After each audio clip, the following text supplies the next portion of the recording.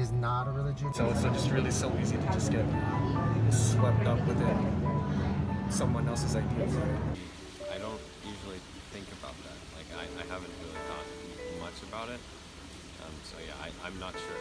Because I don't want any restrictions on me. It's a man-made religion that tries to connect with God. I would say it's just a matter of perspective. I think that for a lot of people it provides an anchor to base a moral compass off of, and it can help them align their lives, as with a bunch of religions, to find their place and find good and to guide them.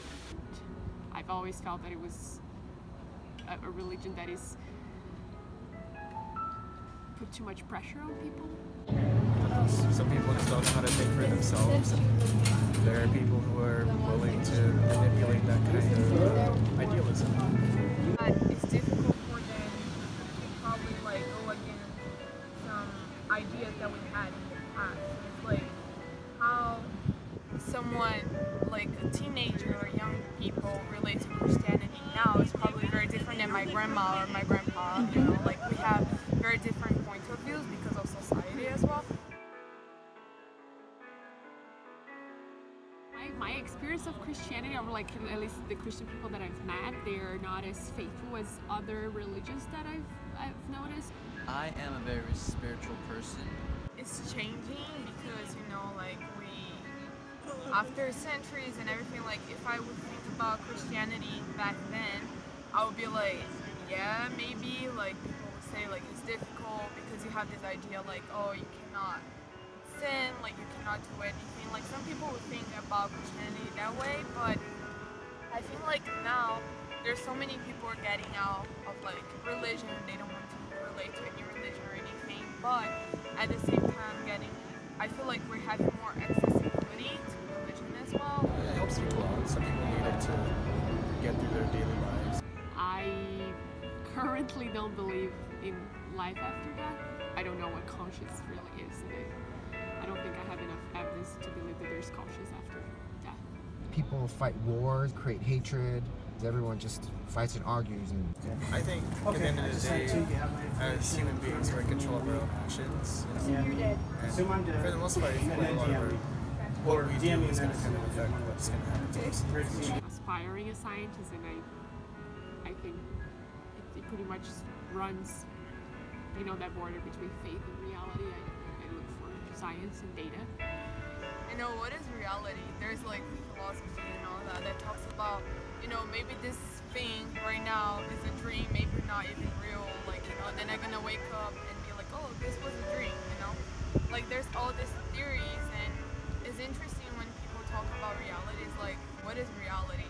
And when it comes to faith, like, I'm not a Christian, and I just believe, like, you know, everyone has their own faith, their own things, and we just should respect that, and that's all, you know, and love each other and, like, support each other. But instead, we're not loving each other. Instead, we're just following values that we think are right, or we interpret things that we think it's right on other people's truths, or what they think is the truth. For them, it's not the truth.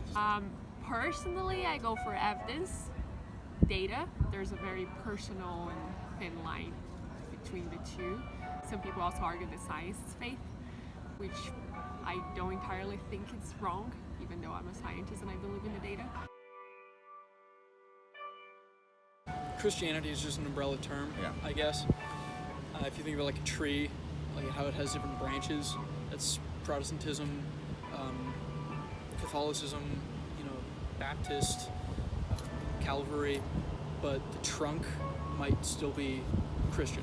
A religion that many people have followed for thousands of years. I think people are drawn to it because its fame is strong. It's been around for so long. A religion, people believe on that, people feel good about it, and like they feel that helps them with their lives. So as long that this religion is helping other people and is promoting love in a way, that's how I see Christianity. It's a big religion about, you know, loving your neighbor is the core tenet of it. I mean, I think Jesus said it best himself. He says, "Love others as I have loved you." The idea is God is love, and we should love each other. It's unconditional love. Faith would be a belief in something greater, and for the purposes of conducting yourself better in your everyday life. I do believe in God and the infinite mind and energy, and I believe the universe works in amazing ways and it's magical. I pray to the one and only, and he answers me back with everything I ask. So I just want to serve God. If you're serving God, then everything else sort of falls into place. Yeah. If you take care of what needs to get taken care of on the faith front of it, then He'll step in and help you in your life in some ways. Not always in the way that you expect or want Him to help, but what He's got in plan is always a good one. Yeah, I think faith plays a big role in some people's life, and that's important. Faith is believing in what you can't see. I believe it gives people hope. And hope is important. I think faith is on the brighter side than reality, so that motivates us to believe in that faith and to move on, no matter what we're facing right now. Having faith is like a circle, right? So you won't always be in the very down of your life. You have to come up somewhere. But what's important is that you have to go through that depressing moment, and faith helps you. Faith is not believing, it's knowing. It's asking for something, just kind of knowing that whatever you ask for, you will receive. I would say faith is like a feeling that when like you don't know what is gonna happen, you don't have like any certainty, you don't have anything, but you still believe on that because there's just something so right about it. You have to believe that there's something more than just you. I get a lot of happiness, and there's a sense of peace that I get whenever I'm reading the Bible, whenever I go to church. I can really see the profound change in people whenever they come to God, whenever they accept God. Hearing some of the testimonies of other people, seeing some stories about some miracles that have happened to people, it's just, I can't really see another way to explain it other than God. I've always been around for so long, but at the same time, I've also had experience with like my parents that have been through depressive episodes, and they were able to get better. When you have love, you have faith. And when you have faith, you have love.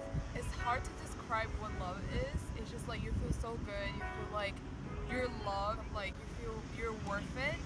And faith is kind of like that too. It's like you feel that everything is worth around you, and like you feel that doing things are worth it because there's something after that. Like there's something beyond that. I think that faith is deeply intertwined with reality. We can have complete faith in something and have it be reality. On that, some people might respond, oh, well, you have complete faith in a God that you can't see. But understanding the reality of my life and how certain events have lined up and how events have happened after I've prayed about them, after I've given them deep thought, after I've asked Him to help me with it in my life. My faith in God is completely based in reality for me. The historical evidence to support what's written in both the Old and the New Testament, it's overwhelming. Some people might not agree with what's found, but the archaeological evidence is there. So for me, having faith in a book and a religion that is historically supported and archaeologically supported, that's reality.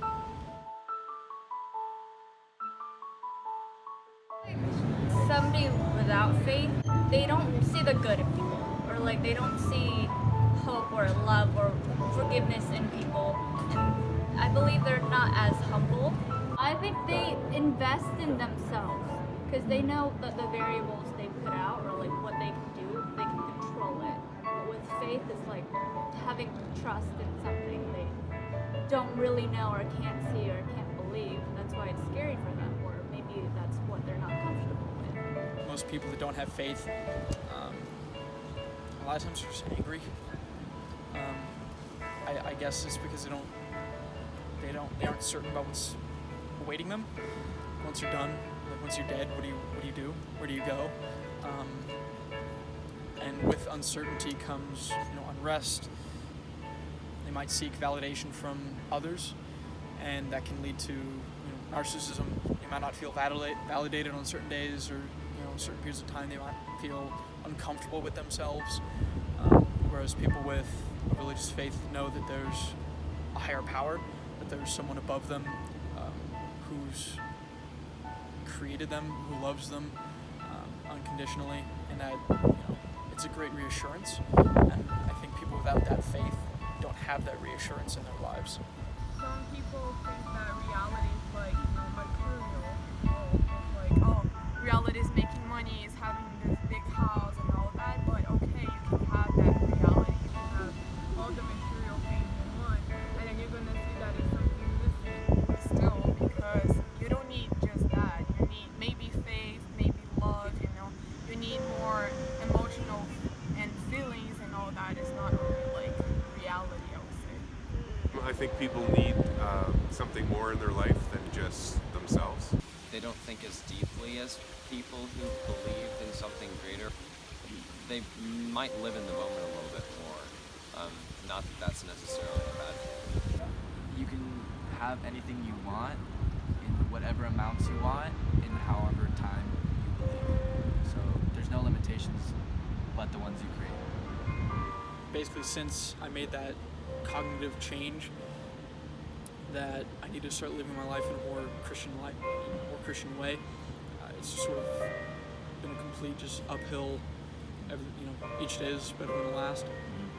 The troubles haven't gone away. I haven't, it's not a perfect life. There's still problems that crop up, and I still have to deal with those. But it's far and above, way better than it used to be. It's actually really simple. It's easy.